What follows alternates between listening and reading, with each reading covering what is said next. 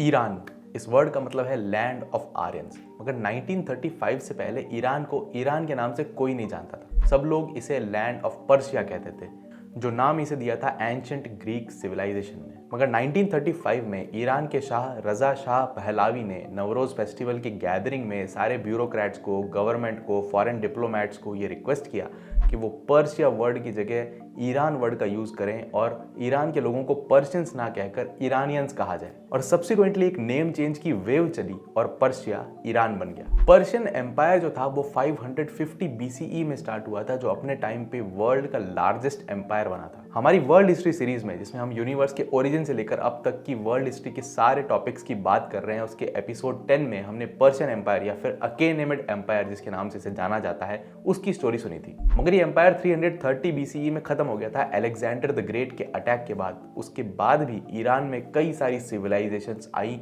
और वो एम्पायर्स चलते रहे। इस लैंड पर आए पार्थियंस, सेसेनियंस, इवन मंगोल्स और इस्लामिक एम्पायर ने फिर कैसे इसे टेक ओवर किया, ये स्टोरी आज के वीडियो में हम सुनेंगे। ये है वर्ल्ड हिस्ट्री सीरीज का एपिसोड 16, जिसका आपको बेसब्री से इंतजार था। आपको ये वीडियो अच्छी लग रही हो तो प्लीज चैनल को सब्सक्राइब करके मुझे फ्री में सपोर्ट जरूर कीजिए।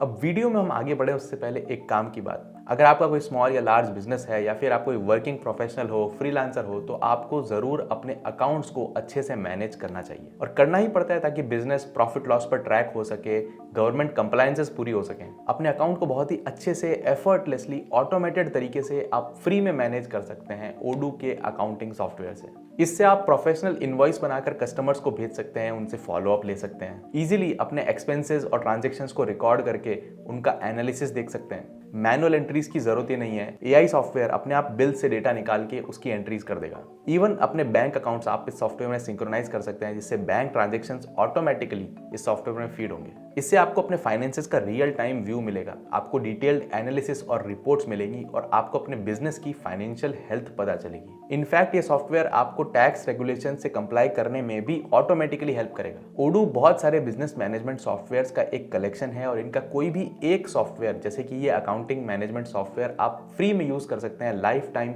With life time hosting and support. और अगर अपने बिजनेस को अच्छा स्केल करने के लिए आप इनकी बाकी एप्स भी यूज करना चाहते हैं तो सिर्फ 580 रुपीज पर मंथ के सब्सक्रिप्शन में आपको इनका invoicing, sales, CRM, website builder, सारी एप्स यूज करने के लिए मिल जाएंगी। तो नीचे डिस्क्रिप्शन में दिए हुए लिंक पर जाकर आप ओडू का अकाउंटिंग सॉफ्टवेयर चेकआउट कर सकते हैं। ये ईरान का मैप है। जो प्रेजेंट डे ईरान है वहां 550 BCE में अकेमेनिड एम्पायर या फिर पर्शियन एम्पायर जिसे हम जानते हैं स्टार्ट हुआ था, जिसकी स्टोरी हमने वर्ल्ड हिस्ट्री सीरीज के एपिसोड 10 में सुनी थी। इस एम्पायर के लास्ट किंग डैरियस 3 को अलेक्जेंडर द ग्रेट ने हराकर पर्शियन एम्पायर को ग्रीक एम्पायर के अंदर एनेक्स कर लिया था।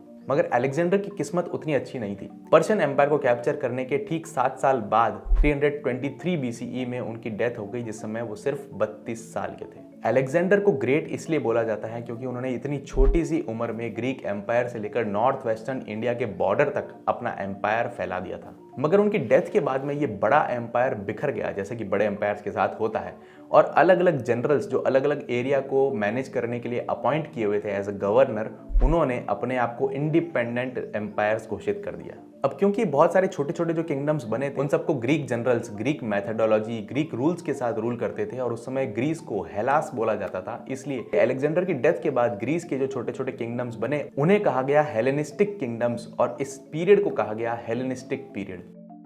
ये मैप देखिए, ग्रीस से लेकर इंडिया तक अलग अलग जगह पर अलग अलग लोगों ने अलेक्जेंडर की डेथ के बाद राज किया और जो प्रेजेंट डे ईरान है, जहां पर्शियन किंगडम हुआ करता था, वहां का रूलर बना सेल्यूकस निकेटर।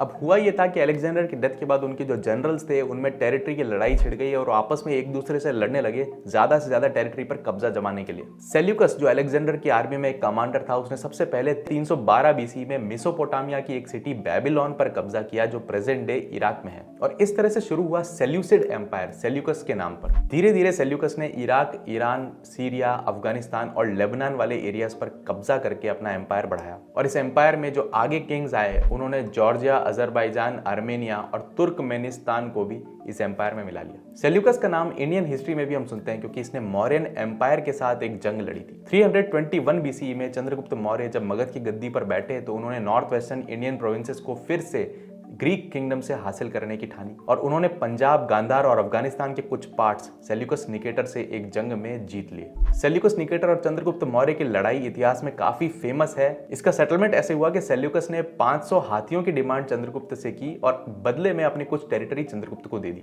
इसके साथ ही अपनी बेटी हेलेना की चंद्रगुप्त के साथ शादी करवा दी और अपना एक एम्बेसडर मेगास्थनीज मौर्यन एम्पायर के कोर्ट में भेजा, जो पाटलिपुत्र में बैठा करता था। और ये ईरान और इंडिया के बीच में पहला डिप्लोमेटिक रिलेशन बना जो आज तक स्ट्रांग है।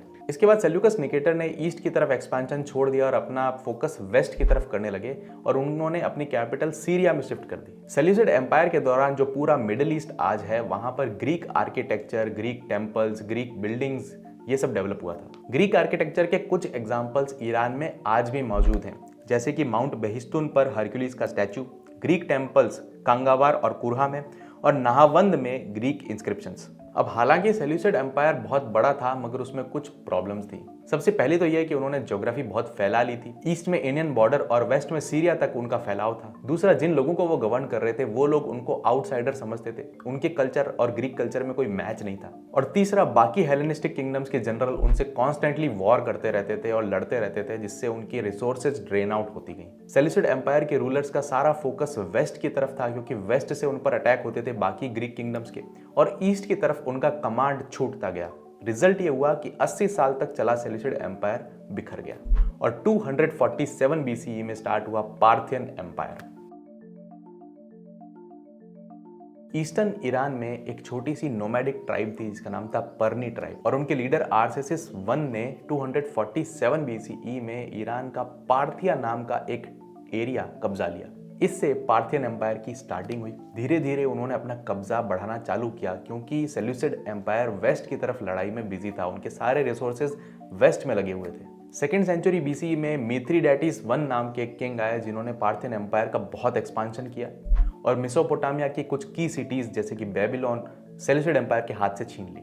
1st सेंचुरी तक पार्थियन एम्पायर के कंट्रोल में थे Iraq, Iran, Turkey, central Asia, Georgia, Azerbaijan, Armenia, और इन सब टेरिटरीज को कब्जा कर जहां पहले सेल्यूसिड एम्पायर का रूल हुआ करता था, पार्थियन एम्पायर अब एट दैट टाइम वर्ल्ड का सबसे बड़ा एम्पायर बन गया। पार्थियन एम्पायर ने एक चीज बहुत अच्छे से मैनेज की। उन्होंने जो चाइना से सिल्क रूट्स आ रहे थे, जो यूरोप की तरफ जाते थे, जहां से सारा ट्रेड हुआ करता था एशिया और यूरोप के बीच में, उसको अच्छे से भुनाया। उन्होंने अपने किंगडम्स के थ्रू जाते हुए इन रास्तों को बहुत अच्छे से डेवलप किया और एक मिडल मैन यहाँ पर बन गए जो टैक्स कलेक्शन का काम करते थे। और पार्थियंस का गवर्निंग स्ट्रक्चर भी काफी डिसेंट्रलाइज था। बहुत सारी नोबल फैमिलीज थी जो अलग अलग रीजन्स पर कंट्रोल करती थी और अपना एक किंग उन्होंने चूज करके रखा था। अब हिस्ट्री में कई इस तरह की गवर्नमेंट्स हुई हैं जो आगे चलकर बिखर गई हैं, क्योंकि वो नोबल्स अपने आप को इंडिपेंडेंट घोषित कर देते थे। मगर सरप्राइजिंगली पार्थियन एम्पायर इस सिस्टम के साथ नियरली 4 सेंचुरीज यानी 400 साल तक चला। अब जैसे जैसे वेस्ट में रोमन एम्पायर ग्रो करता गया, जिसकी स्टोरी एपिसोड 12 में हमने सुनी थी, उन्होंने पार्थियंस के साथ कॉन्फ्लिक्ट करना स्टार्ट कर दिया मिडिल ईस्ट मेसोपोटामिया के लिए। 53 बीसीई में बहुत फेमस बैटल लड़ी गई, बैटल ऑफ कारहेई, जो टर्की में लड़ी गई थी, और इसमें रोमन एम्पायर बहुत बुरी तरह हारा। इनफैक्ट ये रोमन एम्पायर की सबसे बुरी हार थी, जहां इनका एम्परर क्रैसस खुद मारा गया। ये पहली ऐसी वॉर थी जिसमें रोमन एम्परर मारा गया हो। इस वॉर ने रोम को समझा दिया कि पार्थियंस को हल्के में नहीं लेना है, उनके ईस्ट में बहुत ही भारी एनिमी बैठा है। अब ऑल्दो पार्थियंस बेसिकली ईरानियंस थे, उनका कल्चर पूरा ईरानी था, मगर उन्होंने ग्रीक सभ्यता से, हेलेनिस्टिक किंगडम से काफी सारी चीजें इनहेरिट की थी। उनके कॉइन्स पर अभी भी ग्रीक इंस्क्रिप्शंस थे, उनकी लैंग्वेज में कहीं जगह ग्रीक के वर्ड्स, टर्मिनोलॉजी यूज की जाती थी, और इस कल्चरल फ्यूजन ने ग्रेको ईरानियन सिविलाइजेशन बना दी थी, जहां दोनों कल्चर की इंटरमिक्सिंग हमें देखने को मिलती है। अब वो कहावत है ना कि tough times create strong man and strong man create good times and good times create weak man. तो वो वीक मैन आ गए पार्थियन एम्पायर में अराउंड 200 AD के आसपास। जो बहुत सारे अलग अलग नोबल्स अलग अलग छोटे छोटे एरिया पे रूल किया करते थे पार्थियन एम्पायर में, उनमें आपस में डिस्प्यूट शुरू हो गए, और 224 AD में आर्दशिर I की लीडरशिप में एक ट्राइब ने पार्थियन एम्पायर के किंग को हराकर एक नया एम्पायर स्टार्ट कर दिया, जिसे बोला गया ससेनियन एम्पायर। अब ये ससेनियन एम्पायर 224 AD में स्टार्ट होकर अगले 400 साल तक चला। इंटरेस्टिंग ये है कि ये पर्शिया का लास्ट प्री इस्लामिक एम्पायर था, यानी कि इस एम्पायर के बाद अब इस्लामिक एम्पायर आने वाला है, तो डटे रहिए वीडियो में। अब ससेनियंस ने वो गलती नहीं की जो पार्थियंस ने की थी। पार्थियंस ने लूज कंट्रोल रखा, एक सेंट्रल किंग और अलग अलग नोबल फैमिलीज अलग अलग रीजन्स को जो कंट्रोल कर रही थी उन सबको हटा दिया, एक सेंट्रलाइज्ड रूल एस्टैब्लिश किया। ससेनियंस या फिर ससेनिड एम्पायर ने एस्टैब्लिश किया एक पावरफुल मोनार्की जिसमें किंग एक मोनार्क हुआ करता था। बहुत सारे उनके छोटे छोटे गवर्नर्स थे जो अपॉइंट किए जाते थे, कोई नोबल फैमिली के आयर नहीं हुआ करते थे। एक स्ट्रक्चर्ड ब्यूरोक्रेसी थी पूरे एम्पायर को गवर्न करने के लिए और एक पावरफुल टैक्स कलेक्शन सिस्टम था जिससे उनका रेवेन्यू डिसरप्ट नहीं हो। ससेनिड एम्पायर में एम्परर को शहंशाह बोला जाता था, यानी कि the king of Kings. Ardeshir one का नाम कहीं ना कहीं कई लोगों ने हिस्ट्री में जरूर सुना होगा क्योंकि इस किंग ने एक रिलीजन को बहुत प्रमोट किया जिसका नाम है ज़ोरोएस्ट्रियनिज्म। आज इंडिया में जो भी लोग पारसी हैं, जो पारसी लोग रहते हैं, वो इसी रिलीजन को फॉलो करते हैं, जैसे कि लेट रतन टाटा जी, लेट होमी जहांगीर भाभा जी, साइरस पूनावाला एक्सेट्रा। अब वैसे तो ज़ोरोएस्ट्रियनिज्म ससेनिड एम्पायर से बहुत पहले से पर्शिया में एग्जिस्ट करता था, मगर जब ससेनिड एम्पायर आया, आर्देशिर वन आया, उन्होंने ज़ोरोएस्ट्रियनिज्म को बहुत अच्छे से national religion, state religion accept किया। अब पॉलिटिक्स और वॉर की बात करें तो रोमन एम्पायर के अटैक्स जारी रहे। पहले वो पार्थियन एम्पायर पर अटैक करते थे, अब ससेनिड एम्पायर पर अटैक करने लगे। जब वेस्टर्न रोमन एम्पायर का फॉल हुआ तो ईस्टर्न रोमन एम्पायर यानी बाइजेंटीन एम्पायर जो टर्की में एस्टेब्लिश हुआ था वो इनसे लड़ने लगा, मगर रोमन एम्पायर इनसे भी हार गया। 260 एडी में पर्शिया के किंग शपूर ने एक बैटल के अंदर रोमन एम्परर वैलेरियन को कैप्चर कर लिया। तो रोमन एम्पायर बेसिकली पर्शिया तक कभी पहुंच ही नहीं पाया। अगले कुछ सेंचुरीज तक ससेनिड एम्पायर का काफी एक्सपेंशन हुआ under the king Khusro II। उन्होंने सीरिया, इजिप्ट, जेरूसलेम जैसे टेरिटरीज को भी कैप्चर कर लिया। हाउएवर बाइजेंटीन रोमन एम्पायर के अंदर एक नया एम्परर आता है हिराक्लियस, और उसने अच्छे से अपनी सेना को तैयार करके 628 एडी के अंदर ससेनिड एम्पायर को एक जंग में हरा दिया। इससे ससेनिड एम्पायर अनस्टेबल हो गया, वीक हो गया और एक नई फोर्स उन पर अटैक करने के लिए ताक लगाकर बैठी थी जो अरेबियन पेनिनसुला में फैल रही थी। 630 के आसपास जो अरेबियन पेनिनसुला है, जहां आज सऊदी अरेबिया, कतर वगैरह ये सब कंट्रीज हैं, वहां पर कुछ ट्राइब्स जो प्रॉफिट मोहम्मद की टीचिंग से इंस्पायर्ड, जो इस्लाम के फॉलोअर्स थे, उन्होंने अरब पेनिनसुला से बाहर निकलने की सोची। इनकी आर्मी ने टर्की के बाइजेंटीन एम्पायर और पर्शिया के ससेनियन एम्पायर दोनों पर अटैक्स किए। बहुत सारी बैटल्स लड़ने के बाद आखिरकार ससेनियन एम्पायर इन ट्राइब से हार गया और 651 एडी के अंदर याज़िगार्ड III जो ससेनियन एम्पायर का लास्ट रूलर था वो मारा गया। अब पूरा का पूरा पर्शिया, पूरा का पूरा ससेनियन एम्पायर राशिदुन कैलिफेट में मर्ज हो गया और इसके रूलर बने खलीफा उमर। इन इस्लामिक डायनेस्टी ने अगले 700-800 साल तक ईरान पर राज किया। अब ऑल्दो इस्लामिक कॉन्क्वेस्ट में ससेनिड एम्पायर गिर गया था, मगर इन्होंने उनके रिलीजन पर, कल्चर पर इनिशियल सेंचुरीज में अटैक नहीं किया। उन्होंने इनिशियली फॉरेन रिलीजन्स को टॉलरेट किया। अब एक इंटरेस्टिंग बात यह है कि टॉलरेट तो किया, मगर जो नॉन इस्लामिक थे, जो मुस्लिम नहीं थे, उन रिलीजन्स को फॉलो करने वालों को एक स्पेशल टैक्स देना पड़ता था जिसका नाम था जजिया। यही जजिया मुगल एम्पायर के टाइम पर भी इंडिया में भी लगाया जाता था। ईरान के अंदर इस्लामिक कल्चर और पर्शियन कल्चर में इंटरमिक्सिंग हुई और हालांकि धीरे धीरे इस्लाम ने एक्सपांशन चालू किया, मगर ईरान के अंदर अरेबिक भाषा जो इस्लाम की ओरिजिनल भाषा थी वो उतनी पकड़ नहीं बना पाई और पर्शियन लैंग्वेज सर्वाइव कर गई, जिसे हिंदी में हम फारसी भाषा के नाम से जानते हैं। इवन ईरान के इस्लामिक रूलर्स ने पर्शियन कैलेंडर और पर्शियन फेस्टिवल नवरूज को जिंदा रखा। 9th सेंचुरी से लेकर 12th सेंचुरी तक बहुत सारे कल्चरल डेवलपमेंट हुए, एक रेनेसेंस एरा आ गया ईरान में। खय्याम और रूमी जैसे फेमस पोएट्स यहाँ पर हुए थे, कई सारे मैथमेटिशियंस, कई सारे साइंटिस्ट यहाँ होते थे, साइंटिफिक डिस्कवरीज यहाँ होती थी। मगर धीरे धीरे एक एम्परर के बाद अगला एम्परर आता गया और ये एम्पायर रिलीजियस एक्सट्रीमिज्म की तरफ बढ़ने लगा, जिसका रिजल्ट ये हुआ कि 8th सेंचुरी से 10th सेंचुरी के बीच में कई सारे पर्शियंस ने वहां से पलायन करने की सोची अपने रिलीजन को बचाने के लिए, इस एक्सट्रीमिज्म से बचने के लिए। पर्शियन गल्फ से सी रूट के थ्रू ट्रैवल करके ये ट्राइब लैंड हुई गुजरात पर। इंडिया में आए इन माइग्रेंट्स को बोला जाता है पारसीज, जिनकी शुगर इन मिल्क वाली स्टोरी पे मैंने एक शॉर्ट वीडियो भी बनाया था शायद। पारसीज जो ज़ोरोएस्ट्रियनिज्म फॉलो करते हैं वो इंडिया में काफ़ी अच्छे से घुल मिल गए। इनफैक्ट उन्होंने इंडिया के लिए बहुत सारे रिमार्केबल अचीवमेंट्स, बहुत सारे कंट्रीब्यूशंस भी किए, मगर इनकी ज़्यादा बात नहीं करेंगे। अभी हम ईरान की स्टोरी पर वापस आते हैं। अब 13th सेंचुरी के अंदर सेंट्रल एशिया के अंदर एक ट्राइब बहुत तगड़ी तरीके से फैलाव कर रही थी, इसका नाम था मंगोलियन ट्राइब। इन मंगोल्स का लीडर हुआ करता था गेंगिस खान, जिसे हम हिंदी में चंगेज खान बोलते हैं। रिमेंबर, मंगोल्स मुस्लिम नहीं थे, गेंगिस खान मुस्लिम नहीं था। इनफैक्ट खान वर्ड इस्लाम में बहुत बाद में इंडिया में जाकर मुगल एरा में इंटीग्रेट हुआ है। ईयर 1219 एडी में गेंगिस खान ने ईरान पर बहुत तगड़ा अटैक बोल दिया। निशापुर और बगदाद नाम की सिटीज को उन्होंने बहुत बुरी तरीके से डिस्ट्रॉय कर दिया।